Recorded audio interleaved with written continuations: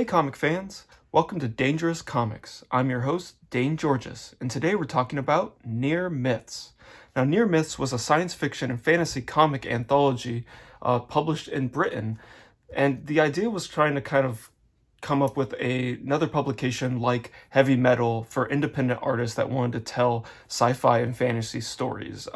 The series might be on people's radar because it was where Bryan Talbot's Luther Arkwright and Grant Morrison first appeared and first was published in Near Myths issue 2 with a story that they wrote and illustrated.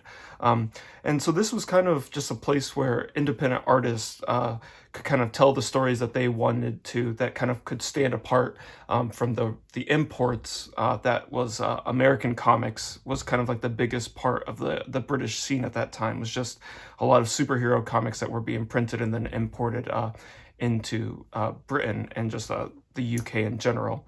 And so this only ran for 5 issues before kind of had some issues with publishing and finding its kind of place on the rack and just kind of like where it stood in the comic scene at the time, and kind of struggled with that. And it's very interesting because throughout the issues, the editor and publisher kind of talks about the struggles that they're having and kind of lays all that out in the editorial. So we'll kind of get into that, and we're going to start with just issue 1 today because we really want to highlight some comics that maybe people haven't seen before, and talk about some creators that maybe aren't on your radar that maybe should be, and that maybe didn't have their work published to a wider audience. So starting out, we get this cover by Graham Manley, who I was reading. He has a couple strips in here, and I think Graham also went on to do some 2000 AD work on Judge Dredd and other publishers like that, but really kind of just a really cool style where it just seems so manic, so like obsessive, just like kind of some Wally Wood inspiration here with the tech and the ship, and definitely some like Star Trek-y kind of sci-fi takes. And a lot of this first issue does really kind of feel like maybe hits some of the sci-fi cliches, but definitely just feels like a bunch of cartoonists that just are dying to make comics, and it just really comes out on the page. They're just like putting their heart and soul out there. I love the hand lettering. You can kind of tell, I believe this is all done with either markers or maybe some kind of like watercolor or wash, but definitely just whatever they could have on hand and just create, and you kind of feel that energy throughout. So yeah, we've got on the front we're highlighting, for adults. This was definitely trying to be like Heavy Metal. That was probably like the biggest inspiration and kind of what was out there at the time to kind of base this off of. But we've got we've got the how much it was be overseas and then in America.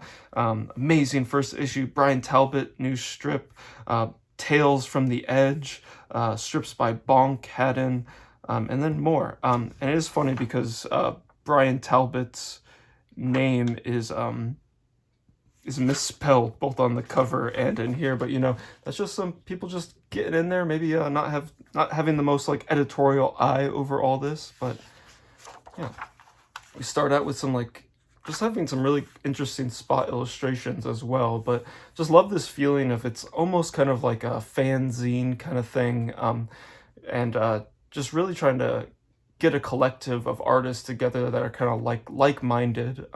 And so this is published by Galaxy Media. Galaxy Media was also it was a sci-fi bookstore in I think in Scotland. I could be wrong about that. And so just kind of it was a bookstore that also wanted to kind of publish what they thought was missing from the market, and that was Rob King. And it's, I guess, the interesting thing about Rob King and why there's not a lot of these out there, I read on, at least just on what Wikipedia said, was that Rob King kind of like got a little behind on like paying rent and like got into like a little bit of bankruptcy and fled town. And then when the person who was renting the space came, they actually like found all the back issues of Near Myth and they pulped them and kind of like just got rid of them. So this isn't a very heavily distributed publication, and maybe is a little bit more rare and really don't see it really talked about or in a lot of publications are talking about its impact. But I think it's cool to kind of look at something that maybe went under the radar, but definitely was very influential for other UK artists and writers, and feeling like they had a spot to kind of tell their stories. So get our nice little intro page, and then I love these like hand-drawn ads.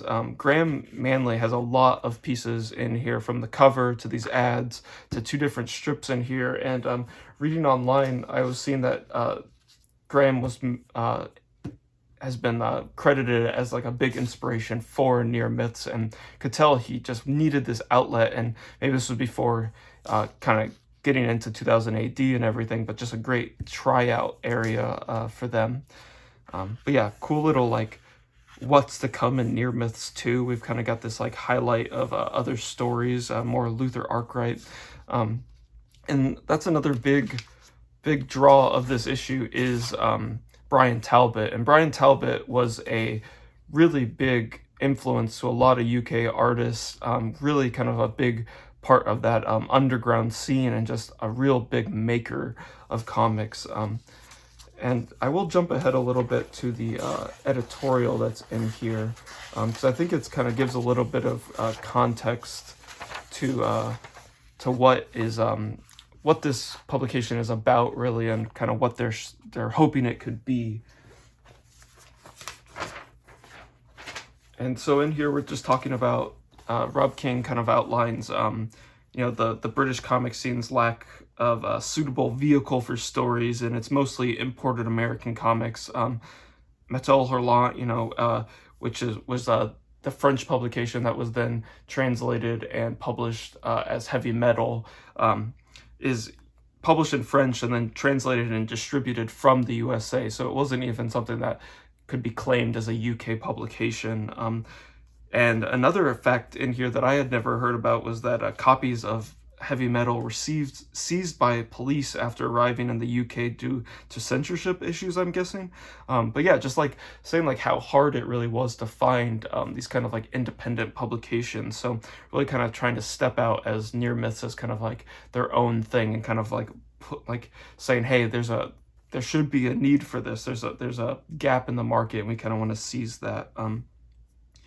And so yeah, just kind of outlining also that it's published by a science fiction bookshop, and big goals for where they could be by issue 4. Sadly, this only lasted, till issue 5, and issue 5 really kind of takes a leap forward as well, so it's sad to see that it didn't really go any farther than that. But and so yeah, we'll kind of look at these stories. The first one up is Graham Manley story, Kramer. It's written by it was written by Michael Wilson, and it's said that it's kind of adapted from like a poetry or prose that Wilson wrote, and you can kind of feel it. It's very like purpley prose, kind of like very very poetic. I think the big draw is really like Graham's style here, and like this hatching, and it's really interesting too. I feel like this character really reminds me of Havoc from the X-Men, and some of these poses, again, he's on issue 2, really reminds me of some Havoc poses as he's like looking up screaming. So it's like the Kramer story is he's like a being of light that descends from the northern lights, and then kind of finds this like lost world where other creatures of like imagination are kind of like appearing, and they're a little bit more evil, and maybe Kramer's here to kind of like defeat them. But I think overall this like real highlights are like pages and panels like this where Graham is just going all out for, and there's just like some mania here in the artwork of just like graphomania, of just feeling like every detail so like everything's so like rendered, and so many different kind of like sketched hatching and everything. I love these kind of like these panels. A lot of Graham's stuff really reminds me of like some Star Wars-y, Star Trek imagery as well, but really interesting character designs. Love this kind of just this arc with the skull as well. Yeah, and so this is continued for, I believe, one more strip into the next issue. But the substance isn't always all there, but kind of lots of words, but all lettered by Graham as well. We get into the Adventures of Luther Arkwright, and this is probably the strip that has the most legs and goes further, and is published in a couple different publishers and formats after this. I believe Dark Horse collected all this and published it together. But it is interesting because I think these original strips, Talbot built them for a larger magazine size, and then I think some of them later become more shrunk down. But just beautiful, beautiful line work. I feel like I get very strong like indications of like Frank Quietly and Chris Burnham, and just kind of like this kind of like rendering is just beautiful. But really, it's a very interesting story with kind of like about a multiversal traveler that's trying to stop this invasion of the disruptors. It's kind of a good versus evil, and reading it, it screams Grant Morrison works to me. It's very, very plainly what inspired some things like the Invisibles and the Filth and things like that. But just like amazing, amazing rendering and great backgrounds, great like just sense of place and weight and just structure, perspective. You can tell he's a drawer and he's got this stuff figured out. Really working in that black and white medium as well. And all hand lettered except for these certain areas where we kind of have these time stamps that appear throughout, kind of letting us know, because it is kind of a time travel story and a multiversal story. Also interesting to indicate this is a Brainstorm Studios that appears on a couple other strips. So it seems like a couple of these artists were working kind of as a collective. Yeah, and so this first story is kind of just getting us into the plot a little bit. We see that Luther Arkwright is kind of a CIA multiversal agent with he's got like psychic abilities as well. We see here he's able to like read people, but it's also kind of about like the history of Britain and kind of like just a overall of like good versus evil. And so we have some people that attack Luther as he's in this museum, and they burn this old tableau of this the conquest of Britain, and that's kind of like an underlying theme throughout, just kind of like thinking about history and who's on the side of right and wrong. But really great, just like action. I love the spatter and just these like slower moments as we're getting like the shoot, as he's like shooting the gun, the recoil hitting, and then just the whole museum then starts to go ablaze because of this tapestry. Once again, just amazing, amazing layouts, and just really kind of like there's almost more black on the page, and the white is like the thing that's kind of like just highlighting it. It's just such a cool. It's almost like a print, it's super cool. Just really tiny drawings too into these big ones, but just like filling the page with all these little details and trinkets that kind of like set the time period. And so he's meeting up with this woman, and before he's called back by his other people from the world where he's from, Earth 000. We get a little bit of like a Star Trek-y kind of like communicator wall, and then some really cool, just more of that look at like how he's just really filling the page out with all these details. Great look at like these eyes and everything, and then as he's pulled back to his reality, we get this really cool like negative silhouette. And so this really is kind of, as the issues go, we get a little bit more context to the Luther Arkwright story, but this is kind of a cool introduction, kind of leave you guessing, leave you wanting a little bit more. Another spot illustration by Graham Manley. We get a ad drawn by Bryan Talbot as well. I love this. The second greatest pleasure in life is getting stoned whilst reading science fiction and comics. And so now we have our second Graham Manley strip. This is Tales from the Edge, kind of like a EC kind of thing where we're being narrated with a host kind of that's telling a story. It's a little bit of a time travel story as well. Really cool pages and layouts, kind of like as this thing is like breaking through time. Get like a very like Jim Starlin, Eastman and Laird kind of feeling from these drawings. I think especially like with these washes and stuff like that too. Kind of reminds me of Eastman and Laird the most, who are the creators of the Teenage Mutant Ninja Turtles. But yeah, kind of your basic time travel story. And if that's not like a Kirby face, I don't know what is. Yeah, just really kind of wearing their influences on their sleeve, and can tell this is just some creators that are just really wanting to tell some sci-fi stories. And we've got this guy who is trying to find this object that allowed this guy to travel through time. He gets it. They travel together to this like barren wasteland, and then he finally gets his hand on the device and it breaks. And just kind of like leave you on trying to, hey, what was the meaning behind that story? And I don't know if there's a lot of context, but just some guys that really wanted to tell these stories and draw. And I think these kind of like wash effects are really interesting too.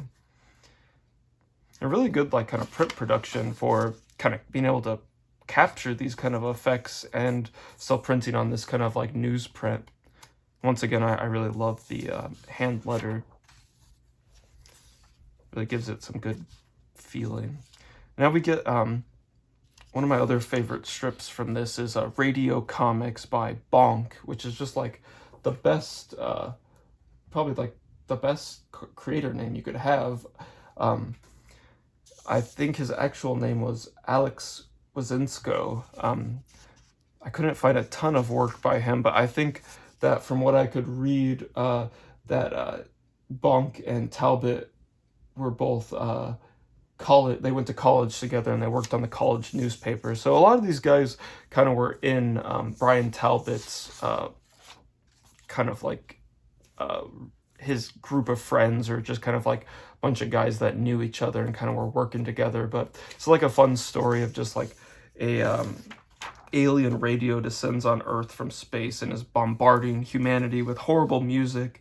And after a bunch of unsuccessful attempts from humanity, they get all their biggest minds together to try to shoot a bomb at it, but it's got like a force field around it. It lands and like destroys part of Australia instead. And then they finally make their own radio. I love this radio's little face. It's so funny and cute. And then it's able to destroy the other alien radio, but all is not saved, because now a alien television is now descending on Earth. And this art style I feel like it has to be inspired by some like R. Crumb and some of the independent kind of underground comics creators in the 60s in the US. Also kind of reminds me of like some like Ralph Snart kind of art with like these big noses and everything. A really great cartooning, and just like I love just like how it really this strip really stands out amongst the others as well, just with like the bold line work, the use of silhouettes, and just the cartoony expressions are so spot on. I love like this look at the Earth with like the few monuments on America that stand out. Yeah, it's just really good cartooning. And we end on the Star Run Saga, and this has to be some like inspired by Jim Starlin kind of comics. Just got these like long characters. I feel like this is just like very Adam Warlock-esque. But I think you can tell that some of this artwork is being referenced and some of it isn't. Like this is a very strong pose where some of these others kind of start to fall apart a little bit more. But just kind of has that feeling of like art that you would draw in like your notebook at school, or just like artists that really like are putting it all out there on the table and just trying to learn and learning and getting better with every page. But this is a really strong page of like, the story is like this captain gets encapsulated by this like strange robotic material. We cut back, like it's like years later, and they find him kind of encapsulated in here. They bring it in and they're able to crack it open, and the captain like freaks out. And so it's very like very Jim Starlin, very like Star Trek, and the art style really reminds me of like Thundercats as well. Kind of reminds me of Lion-O and stuff, with their eyes and that hair. And that's John Eunson. And all these strips are dated like 1978, all kind of drawn around the same time. Then we get these kind of these littler short stories, kind of more cartoony, and fit in as two different things. This is, who's the artist's name? This is Chris Haddon. He comes back, and these are all written by Chris Haddon. Oh, sorry, right there. Words and music by Chris Haddon. So I guess it's meant to be sung. I won't do that for you, but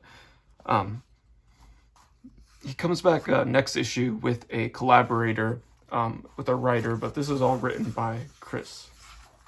And it's got some good cartooning. There's kind of like a lot of reused faces, like this tongue out guy, then used again like 3 times with this. But it's kind of like this guy is fighting a bunch of things that end up being him, you know, just kind of like some cliche kind of like sci-fi story stuff. And has a couple more on here.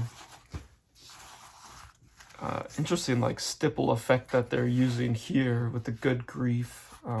Kind of used it a little bit on the end, and it's almost so fine it almost didn't get printed on there.